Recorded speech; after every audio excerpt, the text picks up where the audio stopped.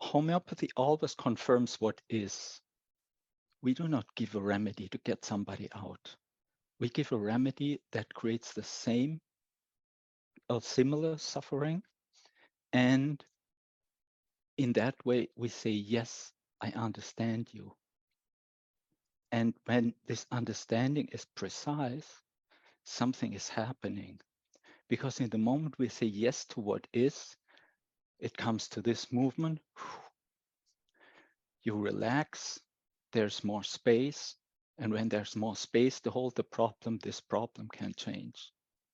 And in the moment there's relaxation, there's also a freedom opening up, a freedom of choice. That in the problem, when we are contracted, constricted, because we are stressed, we don't have that.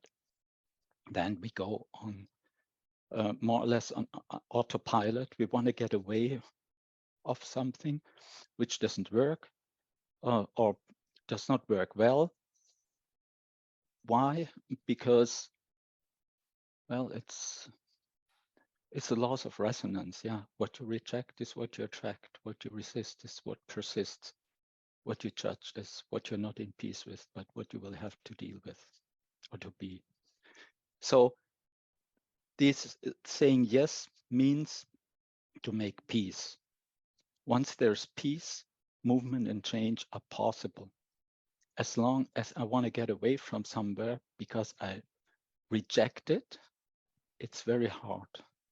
Yeah, because it simply is not according to the laws of resonance. And this is where, as homeopaths, we bring peace. We say with the remedy, I totally understand you. I really understand you precisely on all of these levels. I see that your state, that what you're dealing with has a potential, a high, a beautiful potential. So I hold the problem in the space that something can arise, a future can arise out of it, that it has a higher potential in the future, and that it's worthwhile to go through.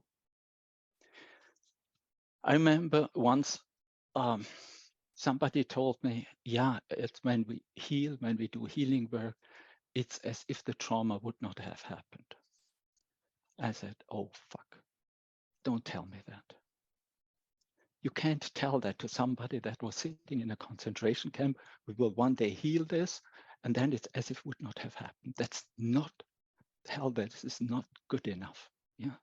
If we go through suffering, it provides more. It provides a growth that we are not aware of. There's meaning in life and there's meaning in suffering. It's not just, yes, we heal it and then it's as if it didn't happen. So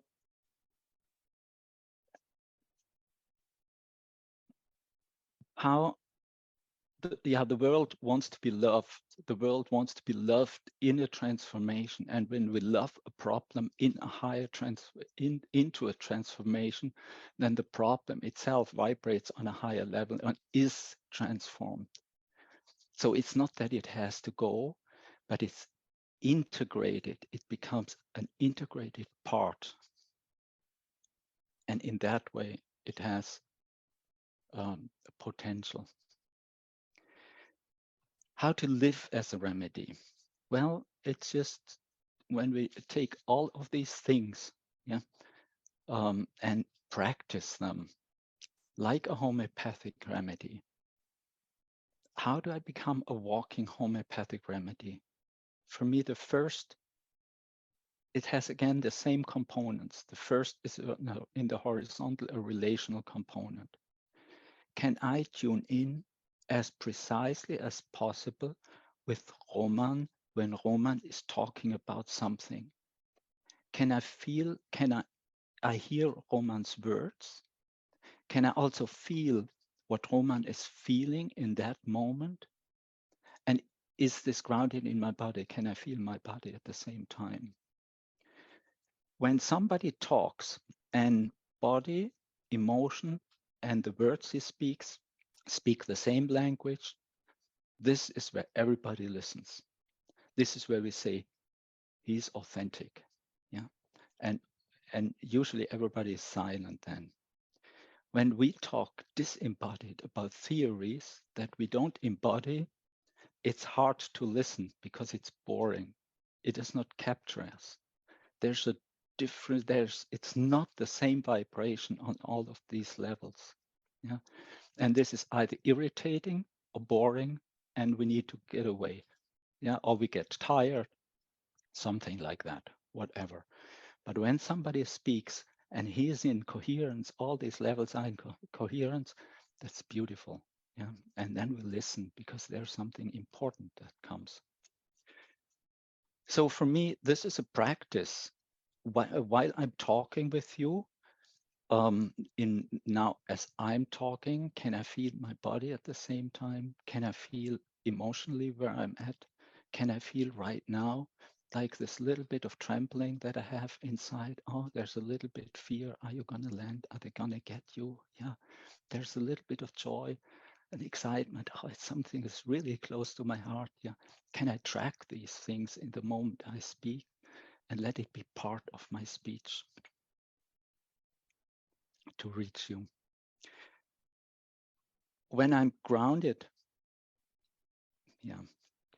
And also, do I include the higher potential? Do I include that we have common roots in this ground, in this earth? Yeah. Groundedness means also grounded in the land, and that's ground, and that goes through my ancestry, yeah, to the land. Being grounded in the land, having this is where we have also a common ground. And this is often, you hear from native people, for example, before they start talking, they have practices like,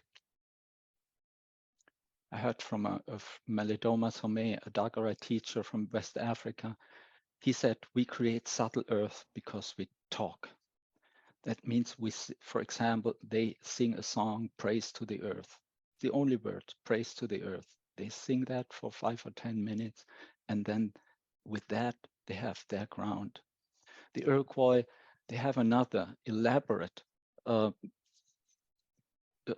ritual that when they uh, go into a consultation or into negotiations, yeah, that first they talk about everything that's sacred to them, of the land and sun, of the animals and the plants and the fish and the water and the wind and the clouds, and after everything they called in, they say how sacred that is for all of them. And then it ends with words, and now our heart and minds are one. And so this is creating subtle earth. This is creating grounding. So we have a common ground that we stand on. And I have a trouble with my wife, for example. Yeah, then it's sometimes difficult to listen to each other because we get both triggered. Yeah, and then somebody whoever is first, yeah, then knows, oh, maybe you gotta slow down, gets the candle that's reserved for that, lights the candle, and says, let's talk with each other. And then the first thing we ask each other, tell me something you love about me. Tell me something that you think we both agree upon. And tell me something I should know about you that I don't, that you might not know. And with that, when we do that in both sides, then we have a common ground. And now we can bring what's the matter and stuff, but we have common ground to stand on. It's so important, this grounding. I cannot, this being grounded in the physical. And then at the same time, also see the higher potential. After every trouble I went through with my wife, for example, our relationship is deeper, is stronger, is more intimate. And even though every time it's scary in some ways, every time I know it's good. And as a homeopath, we know that. We know when we once did, for example, a trituration and went from the trouble and where we suffer away on the physical and then on emotional, then we get an idea how it is. And then it turns around in the higher levels and you see, wow, that was a blessing actually. Yeah. And to have this awareness of the remedy that we daily work with, also in our daily walk and whenever I'm in a conflict situation, to know this conflict situation has a higher potential, and it's great that it's there. Yeah, we don't need to avoid it. We don't need to paint it over and make it look nice. No, we got to be honest in it, and at the same time be grounded, and at the same time open up to the divine. And opening up to divine is the same as asking for a blessing from God, and seeing a higher potential, asking this higher potential to reach us. Yeah. And when I have this openness, then it's also present in the relationship, and it's present also for whoever I'm dealing with. And so it's can I open up in the moment when, and this is a training and a practice, because in a conflict situation or when there's trouble, we contract, we constrict, yeah, and then it's narrow, and in there is a lot of energy that bounces back and forth, and it's not going anywhere. Yeah, and when we can relax, give it more space, we can be more present, we can be more clear. And when we're have on the horizontal a relational field, then this is a way bigger space than I have on my own as an individual. And when I bring in that, the vertical, then it opens up to something that's usually very often really, really beautiful. The examples, maybe we all do that naturally. Yeah,